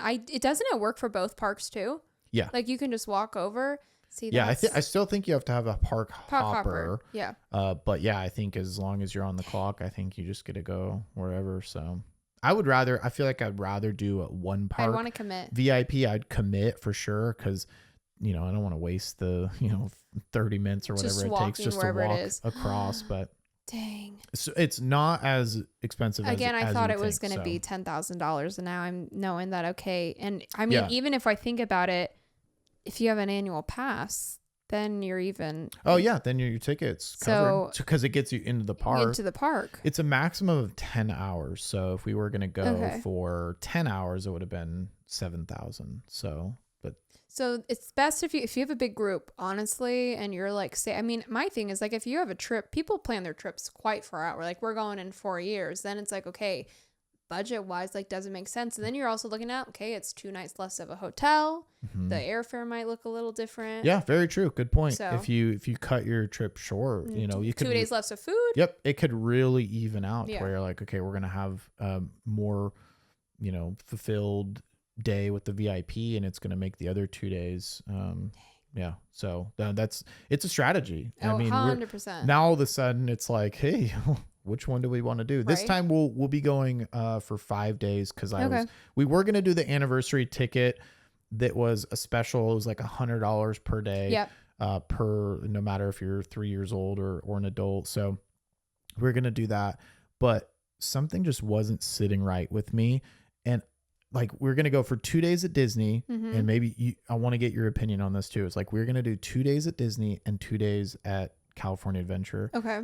And something just did not sit right with me to only do 2 Disneyland days. I feel like that is cursed. I'm just like, there's so much more to do. Yeah. I love DCA. Don't get me wrong. For sure. I thought about doing 3 to 1, but then DCA's gotten so much better to where it's like, do I really only want to do 1 day at DCA? I think 2 sounds good. So you're doing single park tickets, right? Yeah, single so single that's park huge. day. Yeah, whenever I go, I always start with Disneyland and I end with Disneyland. So I feel like in that way you would have to like end with it would be a little bit mixed. We're gonna do Disney the first day. Yeah. DCA, Disney. And I feel like for DCA, if you're adults, I do think you would love that. Like at nighttime, they have the Food and Wine Festival going on right now.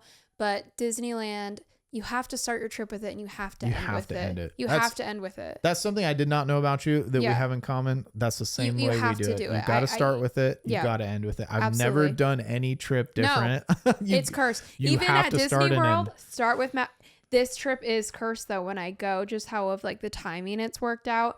I'm starting in Animal Kingdom. Oh, okay. Which is so different for me. I am like, I start at Magic Kingdom and I end my trip at Magic Kingdom. For some reason, I'm going like Animal Kingdom, then I'm going Hollywood Studios, and then I'm going Epcot. I have my pass, so I will park hop, but it just seems so weird that my first... I'm at Animal Kingdom. So I honestly, I think the 5-day, maybe it's good that you're doing that. I'm switching it because we haven't bought our tickets. So I'm like, I asked like my mom was like, hey, is it too late to switch to a 5-day? Because it felt wrong to only do 2 days at Disney because especially doing back to back. I feel like, especially with the girls, it's like, we were just here. Yeah. And you want to leave a little bit like, oh, we'll do that tomorrow. We'll do it later. The main thing that pushed me from 2 days to 3 days was, do I really only want 2 black calf cold brews? And I thought that is not enough. I need 3 mornings with black calf cold brews. But then on the flip side, I was like, is 1 Pixar parfait enough? And I'm like, no. That is not enough. And if you haven't had that Pixar, I think it's called the Pixar parfait, I think it's called Pixar parfait, yeah. Yeah, it's like the lemon serve at the abominable snow cones and so good on the pier. That thing is got to be the most underrated Disney treat of all time. I don't see anybody posting about it, but it is like since Pixar Fest. I feel like it's so good. It's like a blue icy with the like lemon swirl. Yeah. It's like the DCA's take on a Dole Whip. Yeah. And it's fantastic. It's so good. I will say it makes me so happy that you were mentioning that we just think the same, and it makes me feel more normal of like, okay, I have 4 days. I think about this. I'm like, well, I need to get breakfast here, but I don't want Mickey waffles just once. I have to have it twice. Or like, I can't end and not have, the Disneyland hot cocoa or the cream cheese pretzel by Small World. So I have to make sure I go back there. It is, I don't know. I've learned I'm a very superstitious person now. So I feel like I am in my routine of going like, okay, I need to get this. I need to do that. But I am the same way. It's less about rides where I'm like, okay, if I don't get on Incredicoaster, I don't get on it. But the food, if I don't have the certain food, then I'm like, my trip is not the same without it. Yeah. Yep. And with kids too, it's almost like that stuff has been more of the attraction because I can't take them on Incredicoaster. Right. So now all the other stuff has become like the attraction. So yeah, no, I 100% agree with you. I'm now getting hungry for all of the Disney food. You said hot chocolate and that cream cheese pretzel, and now I'm just thinking about that. No, and I'm like, I don't even know the next time I'm going to Disneyland. I'm going to Disney World, but I don't think their cream cheese pretzel is not the same as Disneyland's. It is so sweet, so everything, and also having a cream cheese filled pretzel in 100-degree humid weather is not the best, but I don't care at this point. I will do whatever it takes. I'll bring one back. I'll vacuum seal it with a lightsaber, and I know that the job was done. Like an unboxing today on the podcast. We have exciting things happening. I feel like in the next few weeks it'll be good content because we'll be boots on the ground. I'll be at Disney World. You'll be in Disneyland. I feel like we need to do some sort of like our Disney double take live from the park or something, and play it for them. But it's going to be a good thing. And hopefully we get more news soon about the rides, because I know with Epic Universe opening up, I feel like they're trying to just give us a lot of good news to keep us excited and eager. So hopefully we'll see what kind of happens. More news to come. More news to come for sure. But thank you guys for joining us. Thank you. For this episode, make sure to send your magical moments to us at the email provided right here. I believe it's parkhyperspodcast@gmail.com. And again, if you would like to provide your mailing address, we want to go ahead and send you guys something special for being official viewers of the podcast. And we will share your magical moment like we shared Brittany's from Washington today. Yes, Brittany from Washington. We're going to get something special to you. Thank you for the magical moment. Thank you. And we cannot wait to share more magical moments and share the news with you guys. All right. Sweet. We will see you in the next one. See you guys. Bye, guys.